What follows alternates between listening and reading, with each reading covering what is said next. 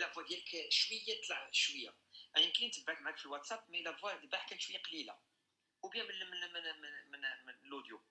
يمكن معاك في الواتساب ملي تطلق الاورديناتور نيشان، ما خصكش تبان في الاورديناتور، تو فا شير ديال لا كونفيرونس نيشان. D'abord, j'ai lancé le direct. Là, vous avez l'odontologie pédiatrique, la diapo s'explique tout à l'heure.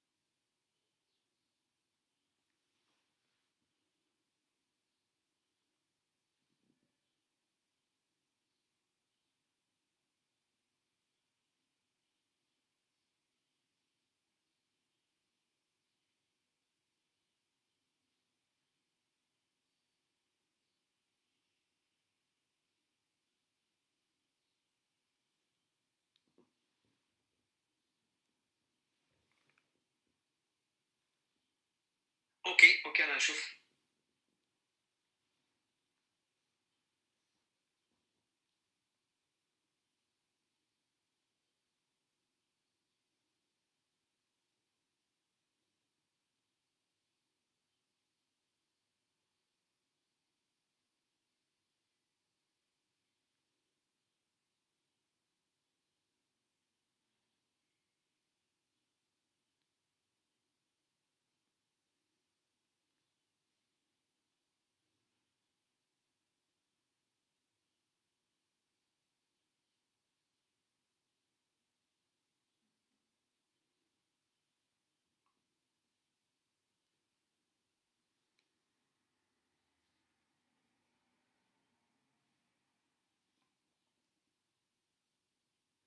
سي بون تري بيان. انا نطلب من الناس اللي قلت لهم واحد جيجي ليره ويجيو عندك.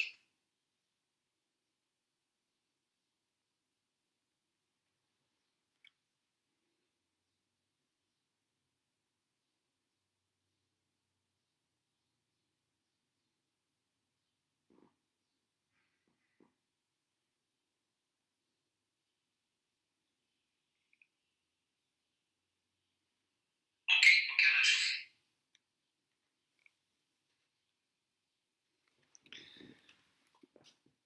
Chers consoeurs, chers confrères, rebonjour.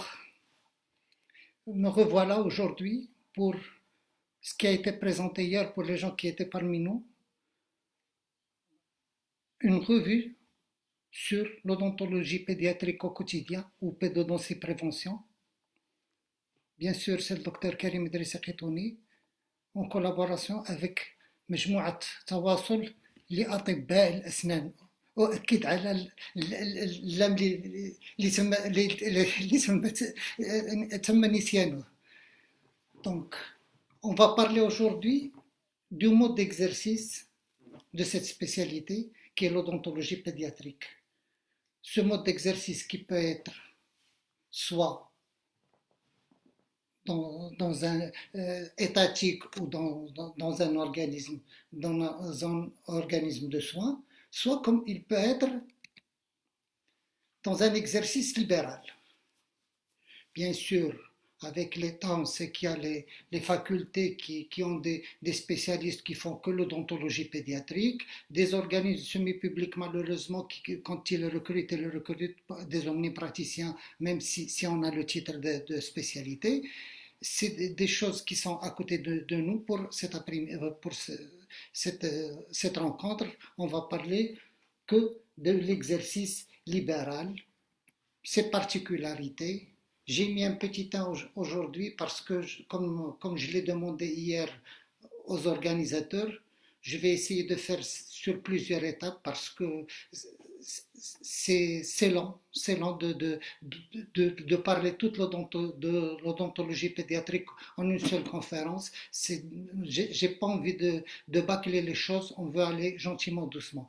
Comme je l'avais annoncé hier, on va commencer par la citation qui m'est vraiment très chère et qui nous dit l'enfant n'est pas un adulte en miniature. C'est-à-dire, c'est un être qui ne fait que grandir sur tous les plans, psychologique, mental, physique, et même au niveau de la denture. La dent de lait, c'est le seul organe qui naît, vit et meurt. On n'a pas un autre organe dans notre organisme qu'on se dit on va le changer un jour, il va partir un jour. Le seul organe qui naît, vit et meurt, c'est la dent de lait. C'est pour cela qu'on lui a accordé une grande importance parce qu'elle est à la base de la préparation de la denture permanente, celle qui va partir avec nous jusqu'à la fin de la vie. Cette dent de lait doit être prise dans un contexte général, c'est-à-dire plan de santé général en premier lieu, tous les facteurs socio-économiques, tout ce qui peut toucher cet être humain, cet enfant, qui peut avoir une influence sur sa denture, on va essayer de le relater. Ce mode d'exercice, donc, il va différer chez tout un chacun.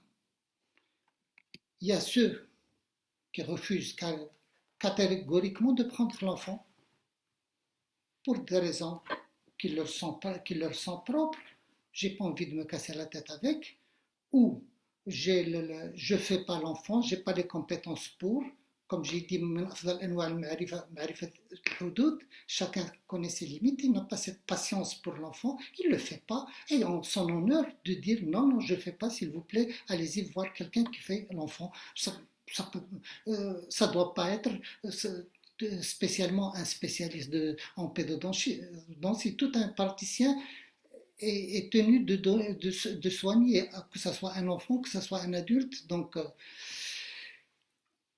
soit on a dit le refus, soit on a l'omnipratique, on est là, on fait, selon les rendez-vous, un enfant suivi d'un adulte, et c'est là où j'ai mis ce qui va suivre, omnipratique, avec une option d'odontologie pédiatrique. Pourquoi ?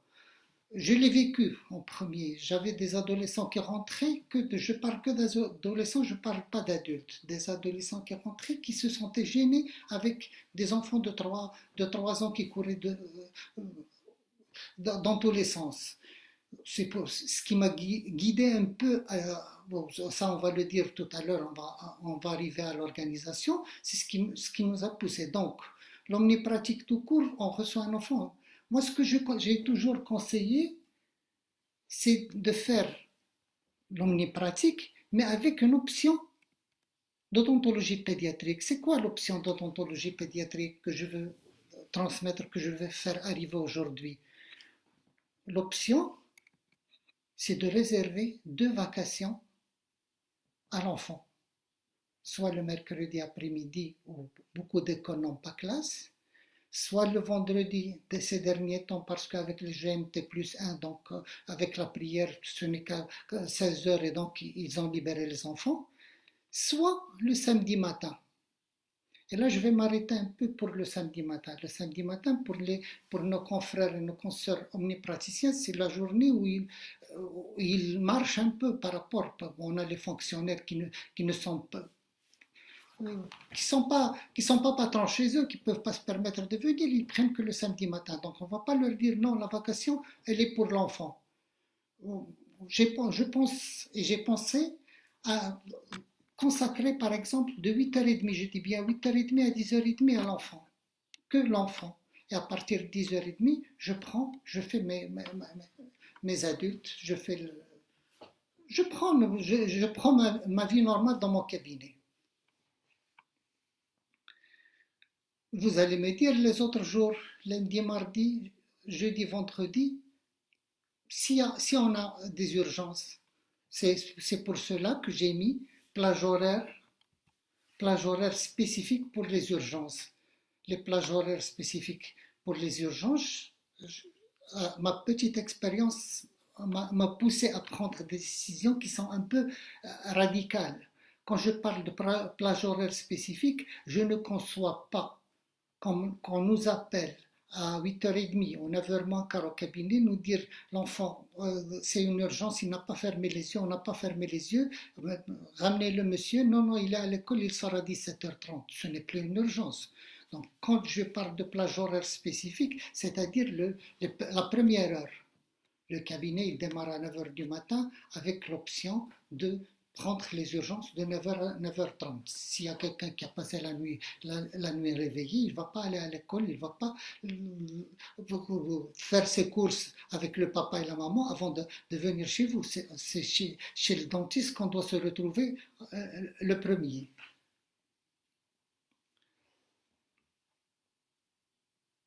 Il reste ensuite l'option de l'exclusivité. Ne faire que l'enfant. Là, je vais m'arrêter sur le décor de la salle de soins. C'est une salle où on ne voit pas l'unit. S'il est sur carte mobile, donc l'enfant quand il rentre sur le plan psychologique, l'enfant quand il rentre, il voit qu'un fauteuil, c'est un peu le rappel de ce qui se passe au niveau de la salle d'attente, on va y arriver. Donc là, cette exclusivité, soit on est propriétaire, soit associé au collaborateur dans une structure. Maintenant, il y a les structures qui commencent à se développer chez nous, soit on est à plein temps. Collaborateur, on peut faire le mercredi et samedi. Si on est enseignant, on vient, on travaille dans un cabinet, on fait, comment dirais-je, le temps plein aménagé. Donc on prend les 2 vacations dont on a parlé tout à l'heure. Sinon, c'est le plein temps.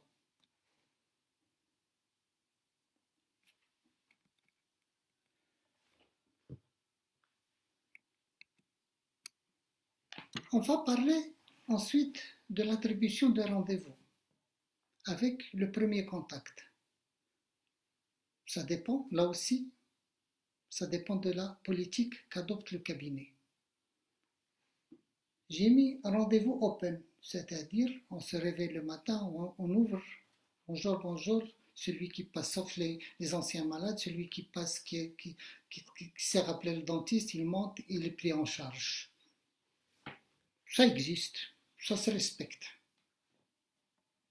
Soit, il y a des plages horaires, des plages horaires qui sont fixées. On appelle la veille, on appelle le jour même, comme j'ai dit tout à l'heure pour l'urgence. Des plages horaires, on appelle pour prendre soit une nouvelle consultation pour une urgence, soit une consultation que je mets entre parenthèses normale. Nouvelle consultation que j'ai dit tout à l'heure urgente.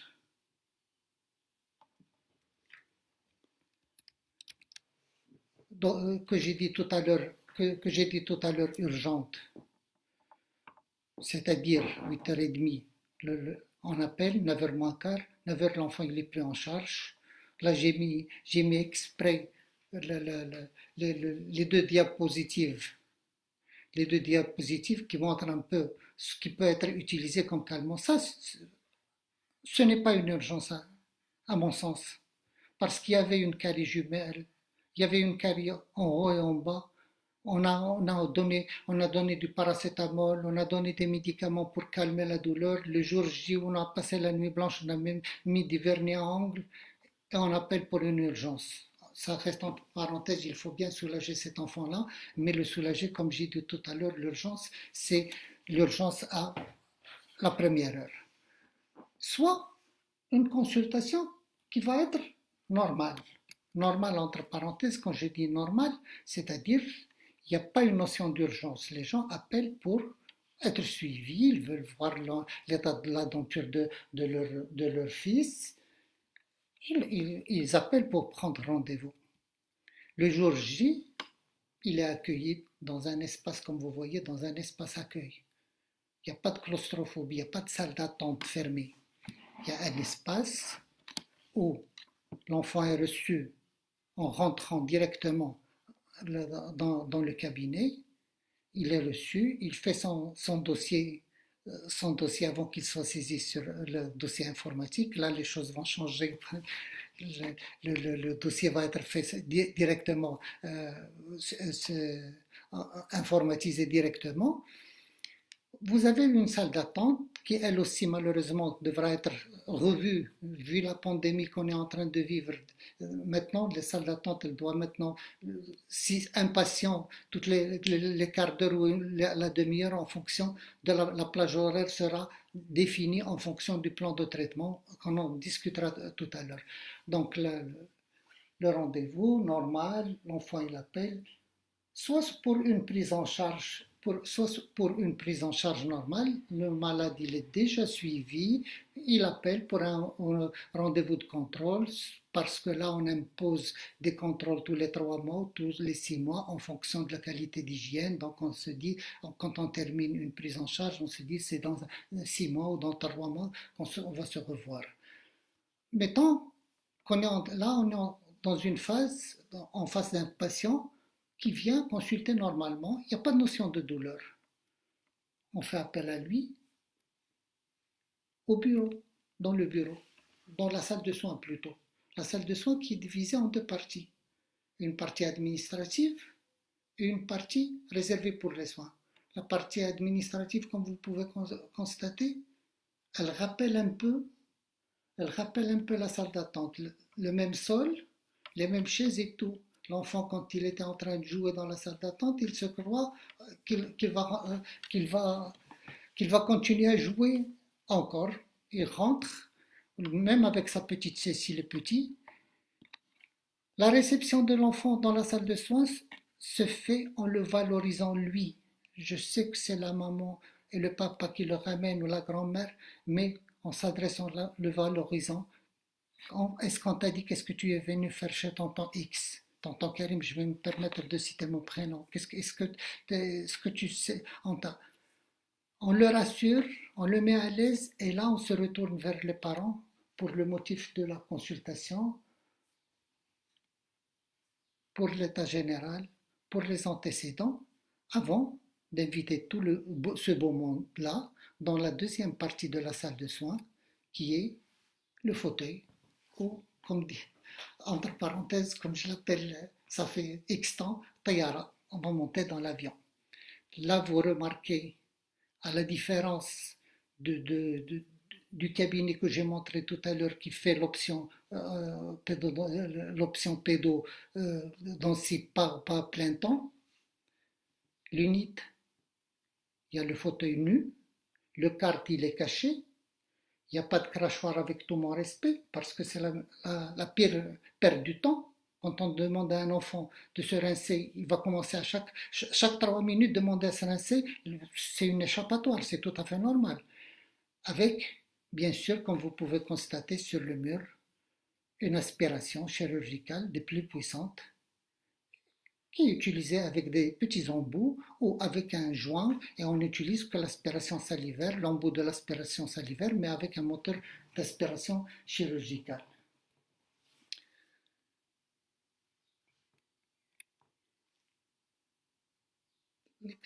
Comment on va faire pour installer cet enfant-là chez le dentiste? Il a entendu la grand-mère parler du dentiste qui fait mal, et le copain de la classe. Donc, l'enfant de moins de 5 ans, j'exagère un peu, après sa réception, après le premier contact, on l'évalue. On voit s'il rentre noéchette, venant se faire soigner, on l'invite sur le fauteuil. S'il est caché derrière un des parents ou la personne accompagnante, donc là, on invite l'enfant sur le fauteuil, mais avec l'accompagnateur. C'est le papa ou la maman qui se met sur le fauteuil, qui prend l'enfant sur sa poitrine et qu'on essaie de sympathiser, de montrer, de faire semblant de compter les dents de papa, de compter les dents de l'enfant. On va gentiment, doucement. Soit, comme vous pouvez constater ici, le fauteuil de l'assistante, mais qui est utilisé pour l'accompagnateur quand l'enfant est un peu plus grand, quand il a un peu peur, c'est tout à fait normal. La première séance, il ne sait pas ce qu'il attend. Donc, le parent accompagnateur, il est sur le tabouret assistante avec un contact que par la main. Et on lui demande gentiment, doucement, de ne pas intervenir, de laisser la discussion se faire entre le praticien et l'enfant. Une fois la chose acquise, on passe à une prise en charge normale. Là, vous voyez que ça aussi, ça va changer.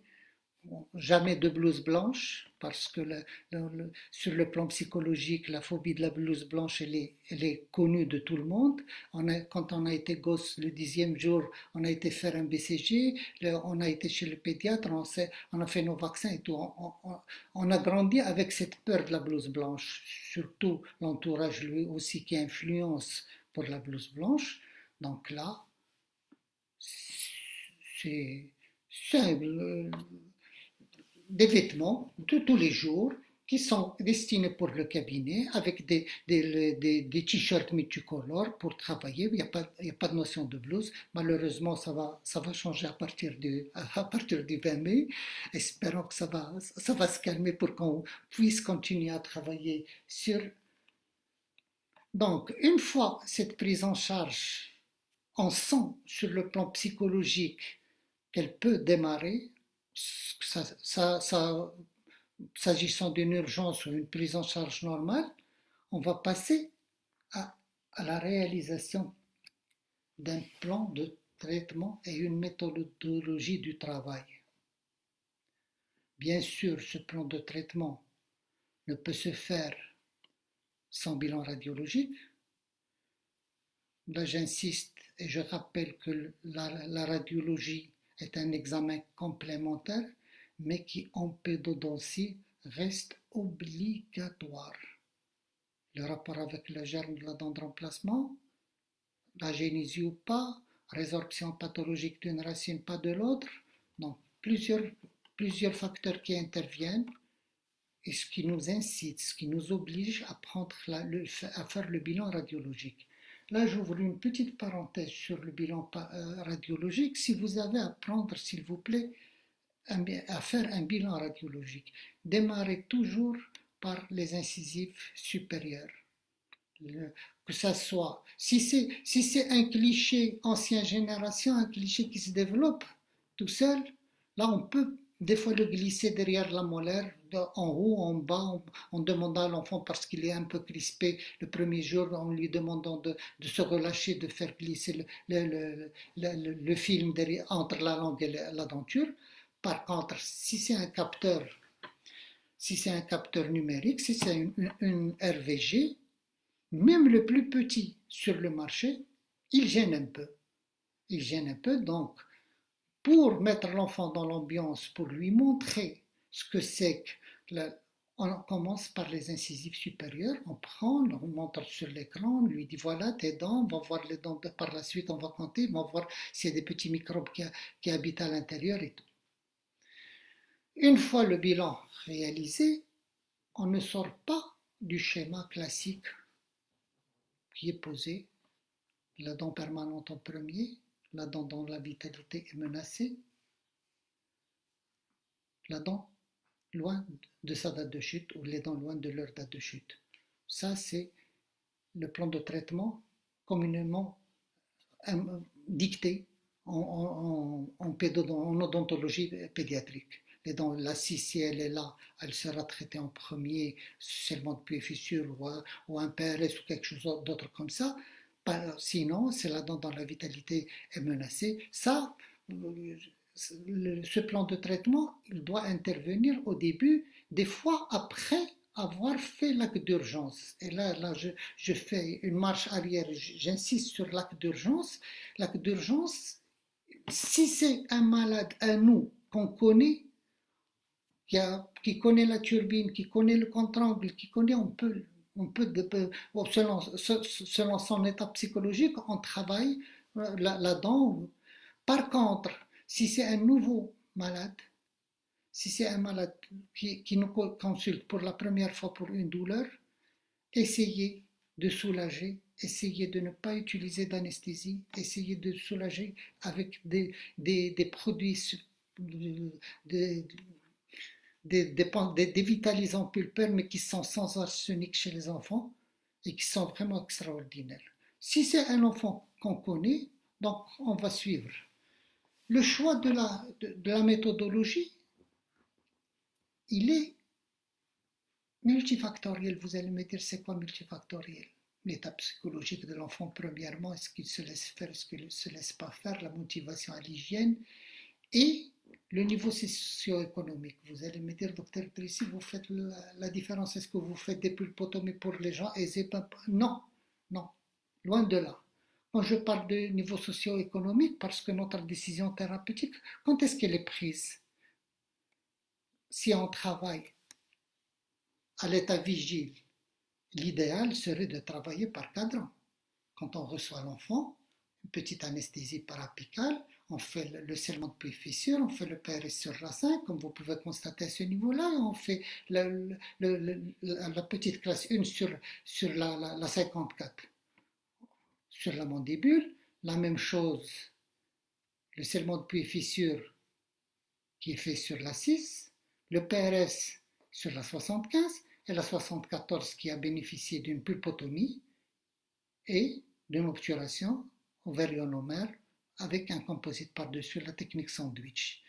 Là, sans montrer de radio, j'ai parlé de pulpotomie parce que la première molaire permanente, elle a une chambre pulpaire qui est énorme avec des parois qui sont très fines. Donc la pulpotomie, elle est préventive.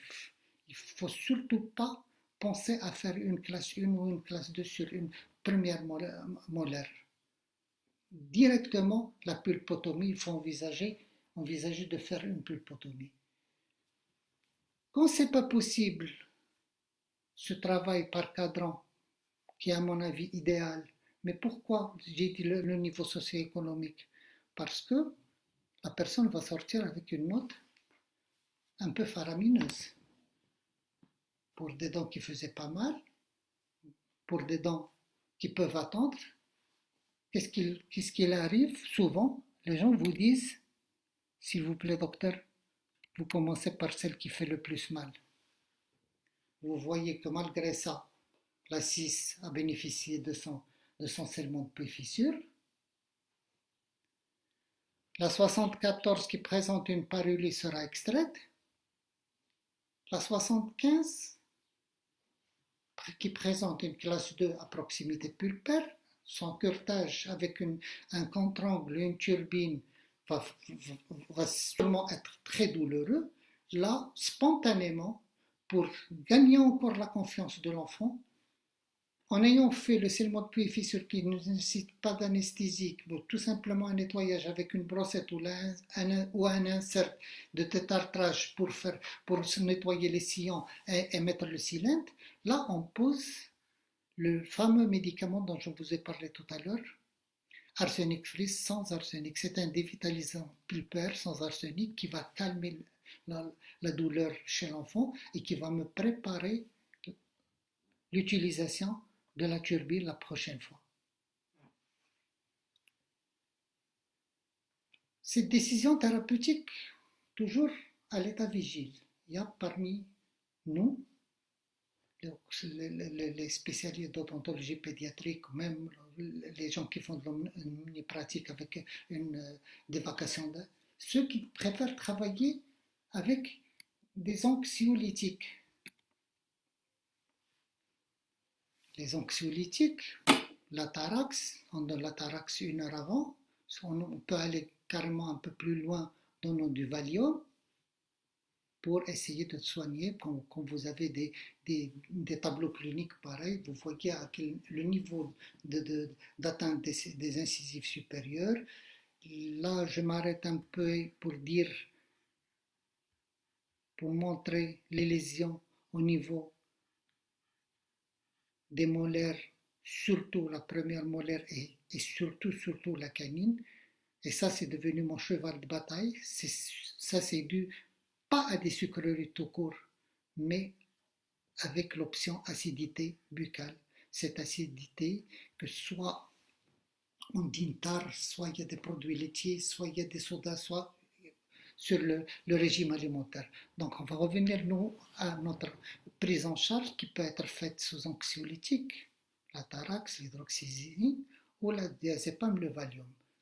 Le cas échéant où l'approche psychologique est difficile et on le paye des fois un peu cher,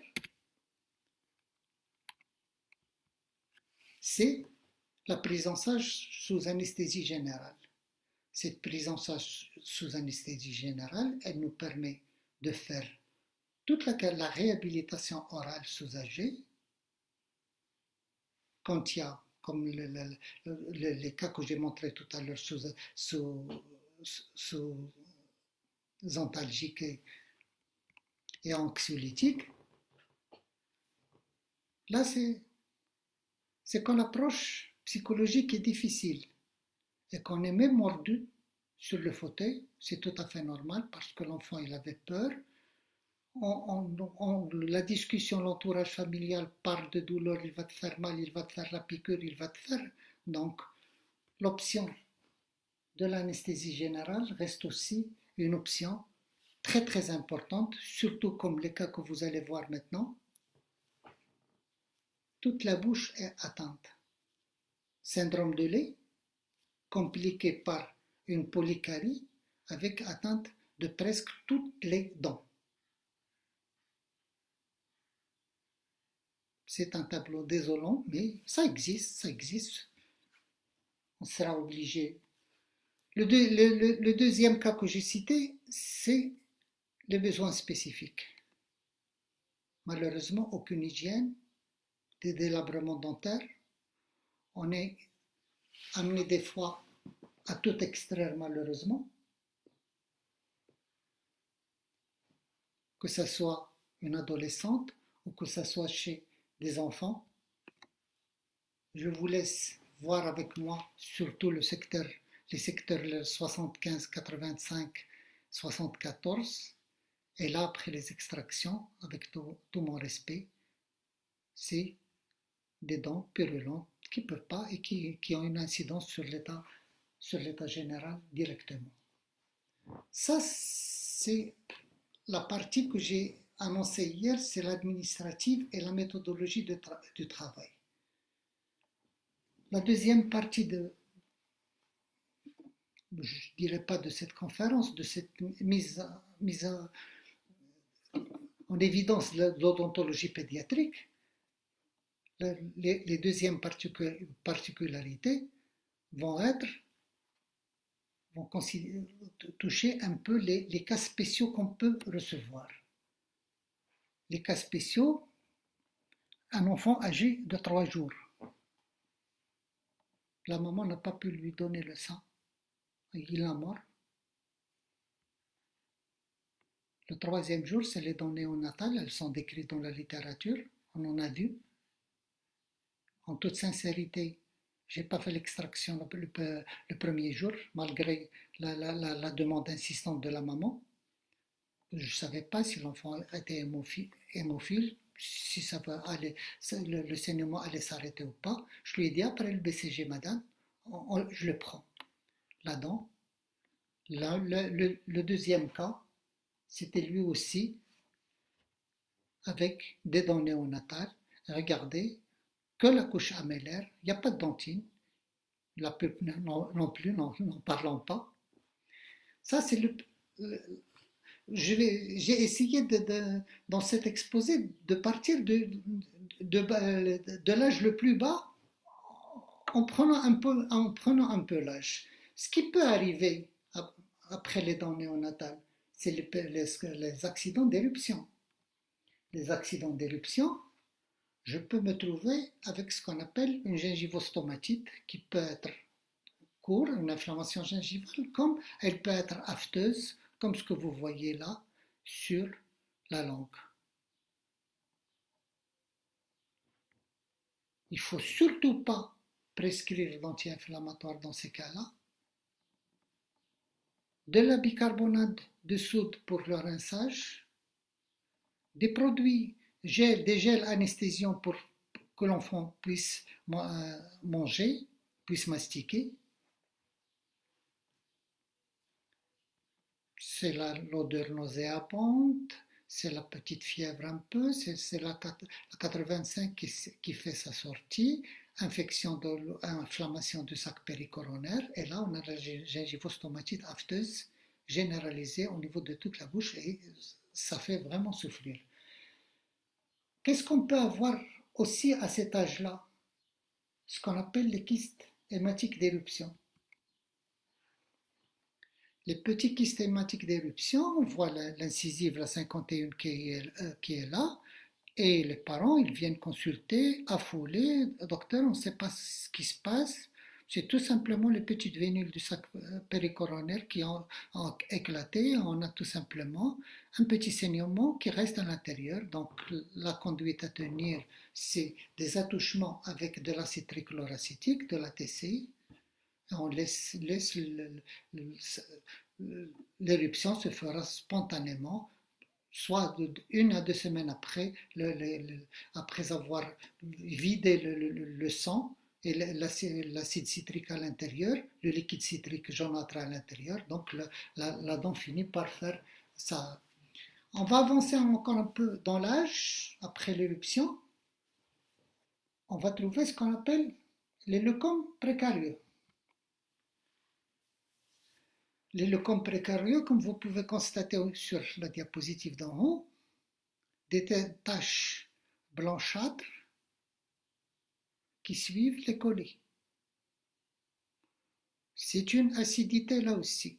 Elle peut être due à une prise de biberon le soir. Elle peut être due à un mode alimentaire un peu différent avec ce que j'ai cité tout à l'heure, un dîner qui est tard. On sait tous que l'enfant, il a un reflux qui est physiologique. Quand on dîne tard, on a un petit reflux qui s'effectue. L'adage, le proverbe, qu'est-ce qu'il dit? Pour digérer. Des fois, les mamans sont les pauvres, elles rentrent du boulot à 19h, on ne sert le dîner qu'à 20h et à 20h30, on commence à taper dans les mains, allez au lit, demain vous avez école. Donc, c'est ce qui nous pousse à avoir ce genre de lésions. Des leucomes précarieux, à la différence de la diapositive d'en bas, là, la perte de substance a déjà démarré. On commence à constater des petites cavités qui se créent. Là, c'est un peu plus compliqué. c'est arrivé à la douleur là, c'est quand ça commence à faire mal au froid et au chaud, l'enfant n'arrive plus à prendre ni son thé, ni son biberon, ni quoi que ce soit, qu'il s'amène. J'ai mis entre les trois cas le vernis fluoré, qui est vraiment d'une efficacité exemplaire pour les cas de leucome précarieux. On gratte un tout petit peu avec un petit excavateur et on étale notre vernis protecteur sur les dents. Là aussi, ici on sera obligé de faire tourner. Là, je fais tourner que le contre-angle à basse vitesse, avec une fraise boule en acier, et on nettoie et on met soit notre verre ionomère, pas le composite en premier, s'il vous plaît, pour le mordançage. À cet âge-là, les tubulus sont encore grandement ouverts et donc on peut avoir des petites nécroses à bas bruit par la suite. L'enfant, il vient avec une palulie. C'est le cas précarieux prête à confusion avec ce qui va suivre. On reçoit toujours, souvent, des mamans qui sont affolées, qui vous disent, docteur, du jour au lendemain, toute la bouche elle est carie. Je ne sais pas ce qui se passe. Ce n'est pas de la carie. C'est ce qu'on appelle la plaque chromogène. Cette plaque chromogène, comme vous pouvez le constater, c'est la plaque dentaire résiduelle. À cet âge-là, le brossage il est difficile. On essaie de nettoyer avec un petit chiffon. Tout ce qui reste là, vous allez me dire pourquoi il est noir comme ça. Ça, c'est un germe qui passe de bouche en bouche. Ce germe-là, d'où est-ce qu'il peut arriver pour être catégorique avec les parents? Soit, quand on prépare la soupe ou la purée à l'enfant et on goûte si elle est chaude ou pas et on lui donne la même cuillère, soit la chose à laquelle qui me pousse à bout à chaque fois et je crie, c'est quand on se permet d'embrasser le bébé dans sa bouche. C'est là où il y a passage de ces germes-là et qui font qu'on a cette plaque dentaire qui est coloriée. Et comme vous pouvez le constater là, les dents qui ne sont pas utilisées sont beaucoup plus touchées que les autres. Là, la mastication, il y a un petit auto-nettoyage. Regardez au niveau de cette molaire-là, parce qu'il y a une carie à ce niveau-là, l'enfant, je suis sûr et certain qu'il mange sur le côté gauche, et donc c'est pour cela que je me retrouve avec une plaque dentaire et donc qui a été coloriée. La sonnette d'alarme, elle est tirée à fond quand ça passe même sur les dents permanentes. Et ça, c'est à cet âge-là, ce cas-là précisément, c'est un manque d'hygiène absolu. L'enfant, il ne se brosse pas les dents, premièrement. Deuxièmement, il ne mange pas, il n'incise pas, il n'utilise pas ses incisives parce que ça bouge, ça lui fait mal, donc il mange sur le côté. Il y a accumulation de ce qu'on appelle la plaque de l'hypofonction, cette plaque d'hypofonction qui est un terrain favorable aux germes qui colorient la plaque. À côté de cette anomalie qui est acquise, la plaque chromogène, c'est quelque chose qui intervient. Il y a des anomalies de structure. Les anomalies de structure, comme vous pouvez voir sur le cas en haut, c'est une amélogénèse imparfaite. Elle est rare. Elle touche en général la denture permanente. C'est rare où elle touche la denture temporaire. Malheureusement, le cas que j'expose là, c'était avec une amélogénèse imparfaite qui a touché la denture temporaire. Pour le bas, vous voyez que cette amélogénèse imparfaite touche même les permanentes. Là, elle a respecté la première lame dentaire. Regardez les dents de lait, elles sont nickel. Par contre, les incisives, les 6 sont touchées. Plusieurs facteurs interviennent à ce niveau-là aussi. Soit c'est héréditaire, on n'y peut rien, pose les questions. Est-ce que vous avez quelqu'un dans la famille qui avait les dents un peu fragiles? Oui. Ouais, la grand-mère, elle a tout enlevé. Non. Sinon, on pense à la période néonatale, surtout quand il s'agit des 6. Là, c'était un cas un peu exagéré parce que même les incisives sont touchées, mais quand on a ça que sur les 6, on pense à la période néonatale. On sait très bien que la dent de 6 ans démarre sa formation lors du 3e trimestre de grossesse. Elle subit, la pauvre, le choc du passage de la vie aquatique à la vie aérienne. C'est pour cela qu'on y trouve ce qu'on appelle la ligne de naissance amélaire. Cette 6 qui est fragile, si l'accouchement s'est passé difficilement, où il y a eu une souffrance fœtale, où l'enfant avait besoin de médicaments, la maman d'antibiotiques ou d'hormones, on peut se retrouver avec ces cas-là, comme ça peut être tout simplement le cas que vous avez en face, héréditaire tout simplement. L'interrogatoire a révélé qu'une tante lointaine, elle avait elle aussi la même chose, et donc ça s'est répercuté. La conduite à tenir à ce niveau-là, si on touche, c'est directement dans la pulpe. C'est dommage que j'ai pas les radios à ce niveau-là, mais des apex béants, il faut des traitements à l'hydroxyde de calcium, des apexogénèses ou des apexifications si la pulpe est touchée, la même chose. Mais avant d'entreprendre ces soins-là, je me contente d'un nettoyage superficiel et d'une application fluorée. Pourquoi faire? Pour stimuler, pour fermer les tubuli. Parce que là, spécialement ce cas-là, le pauvre, il n'arrivait plus à boire, ni le froid ni le chaud, ça faisait mal.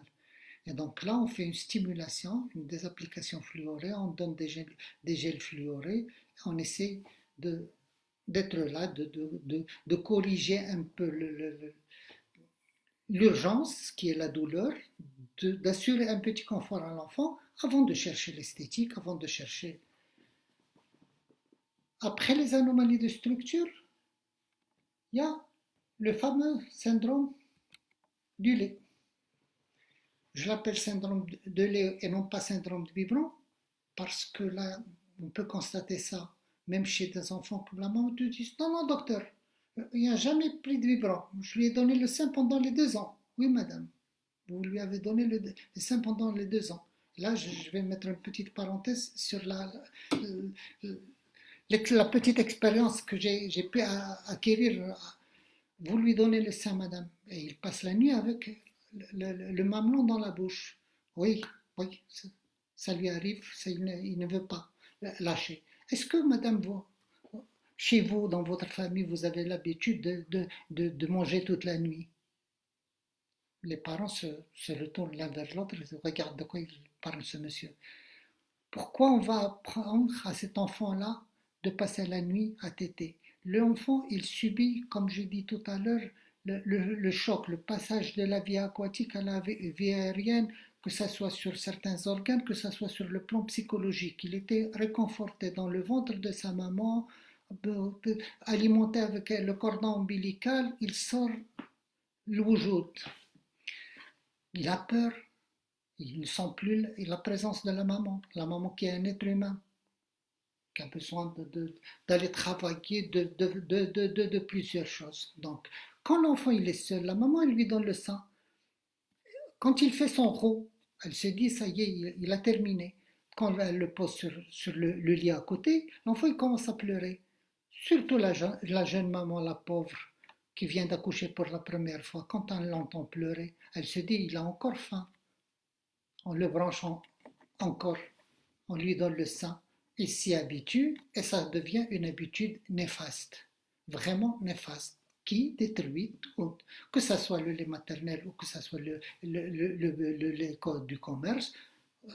Je passe pour les laits de croissance et tout ça parce que là, c'est vraiment en souffrance. Et là, le cas exprès que j'expose maintenant, il m'avait beaucoup touché parce que c'était la maman qui pleurait. La maman qui pleurait, pourquoi? C'était sa première grossesse, son premier enfant. Elle s'est sentie coupable. Je suis sûr et certain que même dans son ménage, on lui a dit, t'es pas capable même de gérer ton enfant, regarde ce qui lui arrive et tout. C'était des traitements endodontiques sur les incisives, une reconstitution, je profite pour parler de compomère et de vérionomère à ce niveau-là. On a fait de sortes d'illécor, mais tout simplement avec un composite fluide, un compomère fluide, et ensuite on a reconstitué chaque dent.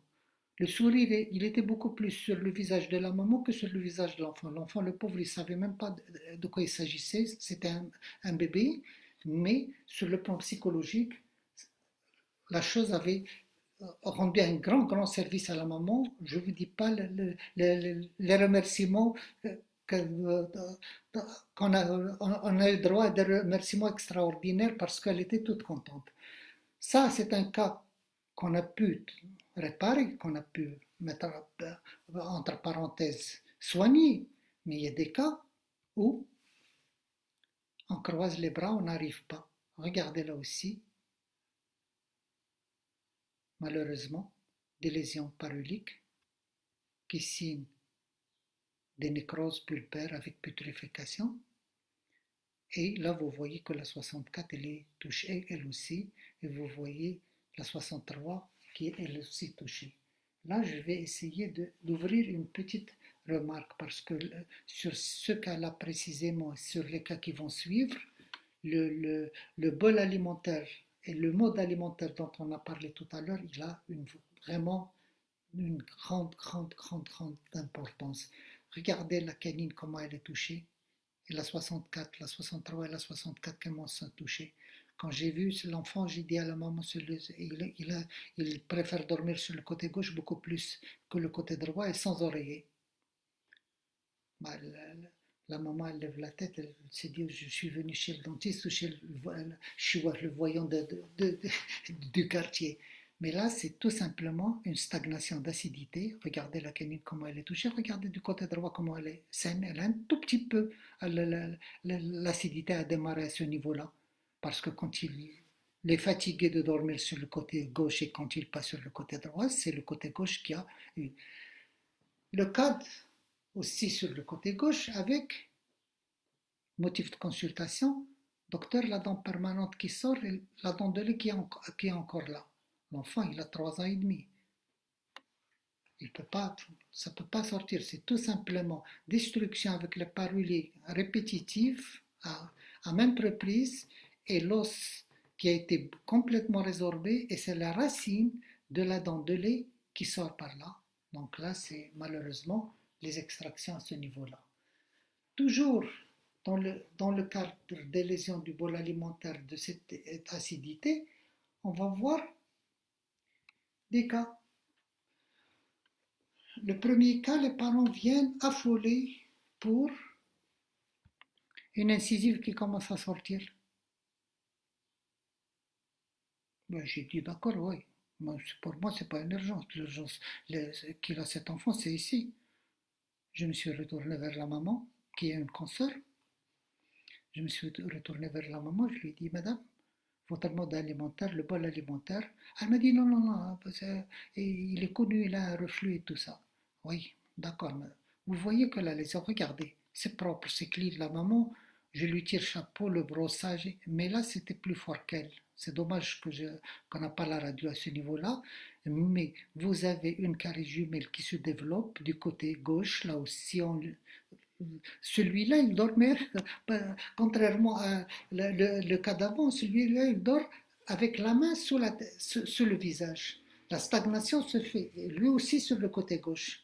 Donc, le traitement, ça a été la 74 en premier, comme ce qu'on a dit tout à l'heure, une pulpotomie malheureusement qui a été effectuée. Avant de parler de l'ectopie, ça viendra par la suite, on en discutera. Mais là, je veux rester sur ces lésions-là qui vraiment me font mal. Vous voyez que ça aurait été des bonbons, ça aurait été des sucreries. On va trouver les face occlusales qui sont touchées. Là, j'ai espaces interdentaires, c'est ce qu'on appelle les cas de jumelles, c'est entre les dents que ça se développe. La même chose à ce niveau-là. Des cas où cette acidité, ce bol alimentaire font ravage. Ça aurait été un enfant délaissé qui ne se brosse pas les dents, qui mange beaucoup de bonbons, j'allais trouver les 4 en premier. C'est celle-là qui a fait son éruption à la première année. Celle-là, c'est vers 3 ans, c'est 2 ans de différence. Et regardez les 5, comment elles sont touchées par rapport aux 4. Là, elles clignent carrément par rapport à celle-là. C'est tout simplement ce reflux ou cette acidité. L'enfant, quand il dîne tard, les parents me disent non, docteur, pas très tard, maximum 8 heures. Ah oui, 8 heures, je veux bien, madame, mais il est au lit à 8h30. Donc, tard pour moi, c'est la durée entre le fait de prendre le dîner et le fait d'aller dormir. Le conseil que je donne après cette petite expérience, s'il vous plaît, mesdames, quand l'enfant rentre de l'école à 5h30, au lieu que ce soit le goûter, et ensuite on attend le papa pour dîner, on lui donne son dîner, on lui sert son dîner. C'est la maman, la personne qui s'en occupe, qui le reçoit à la maison après l'école, elle lui donne son dîner. Et quand les parents arrivent le soir du boulot, l'enfant, il est rassasié, il va prendre un fruit, quelque chose comme ça, il va digérer, donc on n'aura pas ce reflux, on n'aura pas ces tableaux cliniques. Regardez, la destruction. Avec tout mon respect, ça aurait été des adultes, je vais penser à l'alcool, je vais dire, il n'arrête pas. Regardez, là ça me fait vraiment mal au cœur. Après ces lésions ou le produit dont j'ai parlé tout à l'heure, le dévitalisant pulpaire sans arsenic, me rend un grand service, je me contente d'un petit curetage, parce que là, en plus, il y a le syndrome septum, l'enfant il n'arrive pas à croquer, un petit curetage, un petit excavateur, une frise boule montée sur contre-angle, un petit nettoyage superficiel, le costinaire pédodontique et un cavite.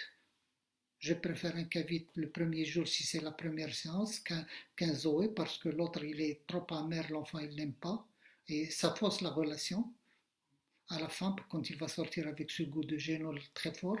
Donc je préfère faire le premier jour un cavite et par la suite on introduit gentiment doucement nos produits d'obturation, les vérionomères, les compomères ou les...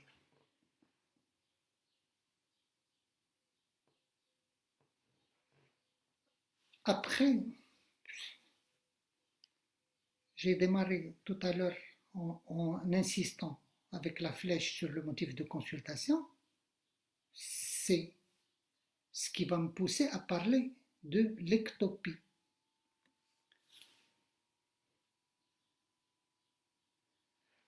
L'ectopie, les parents, quand ils voient cette dent-là sortir à l'intérieur, le lendemain, ils sont chez vous, au cabinet. Docteur, il a une dent qui sort. Oui, effectivement, il n'y a pas de souci. Il a fait plaisir aux deux parents. Il a pris les dents de maman, la mâchoire de papa ou l'inverse. Et on se retrouve avec ce qu'on appelle la disharmonie transitoire de l'enfant. Des dents d'adulte dans une petite bouche d'enfant. Avec tout mon respect, comme si vous voulez garer 2 voitures ou 3 voitures dans un parking d'une place. Vous les mettez les unes sur les autres. Et quand on regarde bien, chaque dent correspond à 1 dent et demie. Les parents, qu'est-ce qu'ils vous disent? Docteur, vous voulez enlever les 2 pour que celle-là prenne sa place et les 2 autres pour que celle-là prenne sa place. Là, c'est une erreur professionnelle. Parce que nous devons savoir que c'est la disharmonie transitoire de l'enfant. que le périmètre d'arcade, lui, il va grandir. Vous allez me dire comment ils vont reprendre leur place. Tout simplement, la déglutition et la langue va se servir de les remettre à leur place. Regardez le cas du côté gauche, où les 4 incisives, elles ont fait les rails.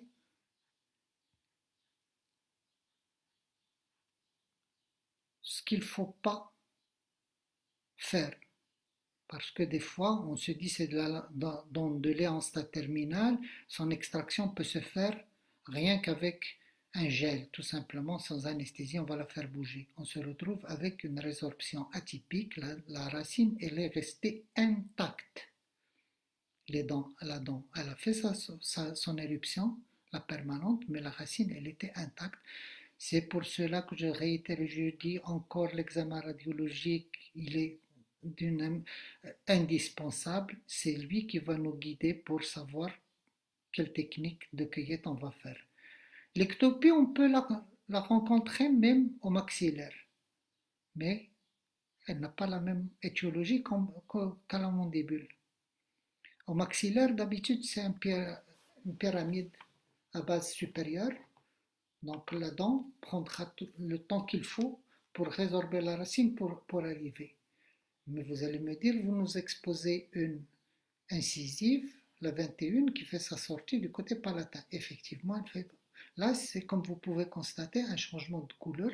C'est une dyschromie sclérotique de l'incisive. L'enfant, quand il tombe, quand il fait une chute, il peut avoir l'expulsion de la dent, on va en parler tout à l'heure, il peut avoir l'expulsion de la dent, il peut avoir une dyschromie, changement de couleur de la dent qui passe du gris jusqu'au noirâtre avec la nécrose, comme il peut avoir une réponse favorable, sans absédation.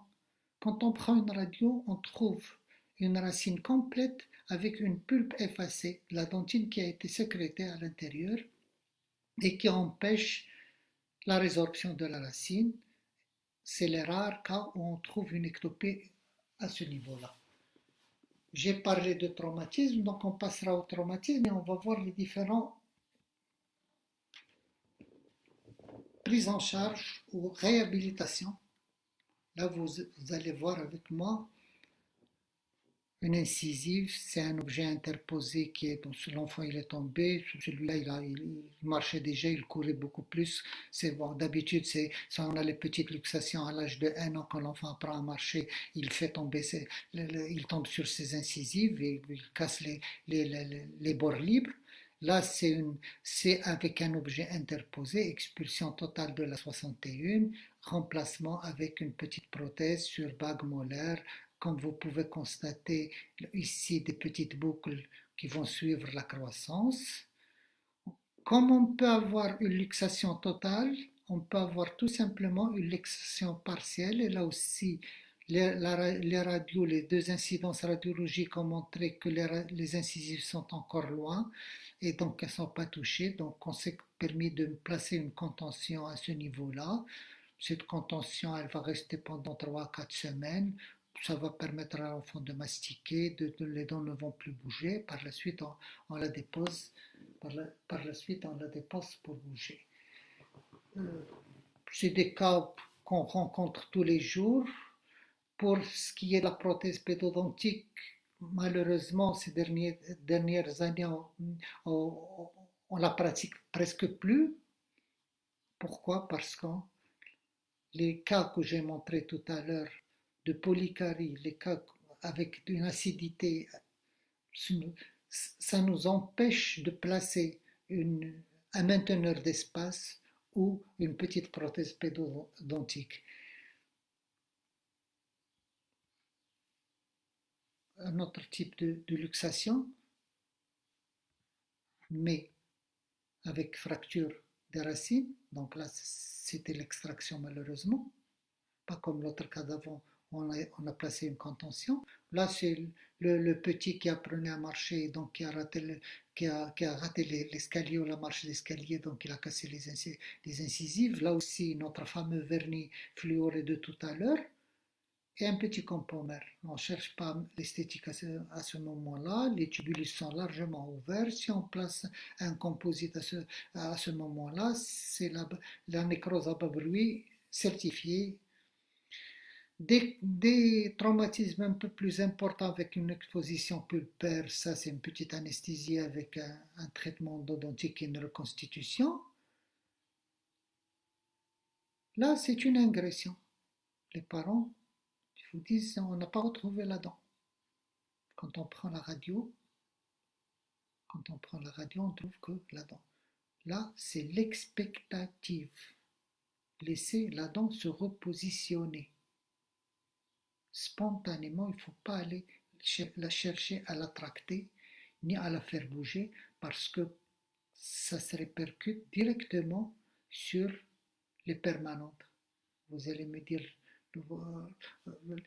tout à l'heure, vous nous avez dit qu'on va aller gentiment, doucement avec l'âge, et là vous nous exposez deux incisives permanentes. Effectivement, parce que c'est les mêmes patients. Ça, c'est le jour où il est tombé et on l'a noté. Ça, c'est la permanente après changement. Regardez le point d'impact de la racine qui peut être tout simplement une tache comme ça.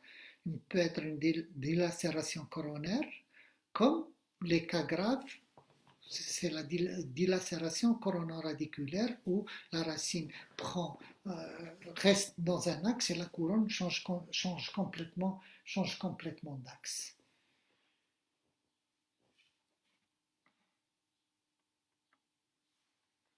Dans ces cas-là où l'extraction elle est faite, on est obligé de préserver la place. On a parlé de l'enfant qui est en train de grandir. Soit une prothèse pédodontique, soit tout simplement des mainteneurs d'espace. J'ai mis exprès sur le côté gauche ce qu'il faut faire. On a bien tenté d'essayer l'espace, mais on a bloqué la croissance à ce niveau-là. Une barre métallique, avec tout mon respect, un fil 9/10 orthodontique, et avec des composites, et on s'est dit on garde la place. Oui, on va garder, c'est sûr qu'on va garder la place, mais au dépend de la croissance, de l'hémimaxillaire supérieur gauche. Les mainteneurs d'espace conventionnels, là vous voyez qu'il y a un crochet avec les moustaches comme ça, des deux côtés pour s'opposer à l'enfoncement, parce que là, la mâchoire, elle grandit, et donc le mainteneur d'espace commence à basculer un peu au début, on le serre, jusqu'à ce que les parents vous disent quand est-ce qu'on va l'enlever, le docteur, c'est à ce niveau-là, à ce moment-là où on va l'enlever, quand la permanente commence à s'amener. Là, c'est l'indication de l'extraction. La même chose ici, un mainteneur d'espace, mais là, j'ai fait exprès de le placer pour montrer qu'il n'y avait pas la boucle de compensation et qui risque de freiner la croissance ou de modifier la croissance du maxillaire. Là, un mainteneur d'espace bivac en bas à la mandibule qui a fait son rôle jusqu'à ce qu'il est parti avec les deuxièmes molaires, la 75 et la 85, et là, avec ces petites boucles de compensation, il a suivi la croissance.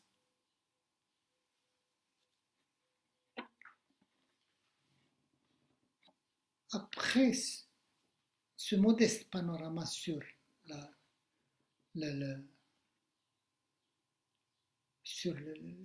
denture de lait, je parle de 0 à 6 ans. Quand j'ai parlé de ctopie tout à l'heure, il y a la dent de 6 ans ou la dent victime de son âge. La majorité des parents ne savent pas que c'est une dent permanente. Ils relient le caractère permanent avec le changement. Vous leur dites Là, s'il dit une dent de il faut faire attention. Non, non, non, docteur, il n'a pas encore changé. Ah non, madame, il n'a pas changé, il ne la changera jamais. C'est une dent qui va rester avec toute la vie. La dent de 6 ans. Le motif de consultation à ce niveau-là, c'est l'irruption, avec un I et non E, un E, c'est quand elle perce la gencive. Ça commence à faire mal. Là aussi, il ne faut pas donner d'anti-inflammatoire, des gels avec un produit anesthésiant et on accompagne avec du paracétamol. Le meilleur cadeau qu'on peut faire à cette dent de 6 ans, dès qu'elle termine sa sortie, c'est le scellement de plis et fissures. Le scellement de plis et fissures qui est très très simple à faire, qui met l'enfant en confiance davantage.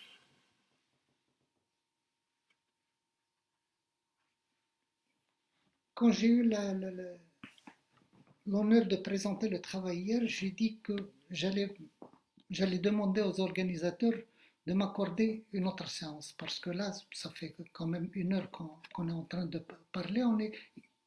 On vient d'arriver à la dent de 6 ans. On n'a pas parlé de la traumatologie chez l'adulte, sur les dents permanentes.